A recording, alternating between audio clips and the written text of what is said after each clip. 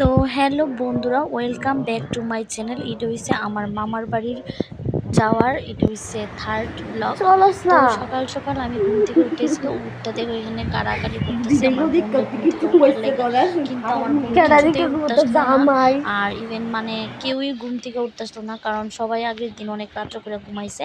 তো তার লেগে আমি একা একাই আমি আমার মামার বাড়ির এদিকে হাঁটতে বেরিয়েছি। নিজের বাড়ির এদিকে তো একা একা যাইই, কিন্তু এখানে আমার মামার বাড়ির এদিকটাও আমি একা একা যাওয়া ছাড়ছি না। তো সকাল সকাল আমার খুব খুব মন চাইতেছিল, নিচে খুব সুন্দর জায়গা আছে, মানে খুবই সুন্দর। তোমরা দেখামু, চলো ভিডিওটা দেখতে থাকো লাস্ট পর্যন্ত। মানে কইতে গেলে প্রাকৃতিক সৌন্দর্য উপভোগ করবা, এই আর কি। তো এখানে আমি একদমই ভয়েস দিতেছি না, মানে এত সুন্দর পাখির আওয়াজ হইতাছে, মানে জাস্ট কি তা কইতাম। আমার কাছে তো মানে অসাধারণ লাগছে। এবার তোমরা জানি কেমন লাগবে, তোমরা ভিডিওটা দেখতে থাকো। তো এখানে এই দেখো পুকুরের সাইড, চলো দেখাই। একদম মানে প্রাকৃতিক হাওয়া বইতেছিল, মানে আমার একা একা সম্পূর্ণ এক গেছি আমি, কারোরই সাথে নিছি না। খুব মানে মানে কি তা করতাম, এত সুন্দর মুহূর্ত ফিল করছি, কইয়া বুঝাতে পারতাম না।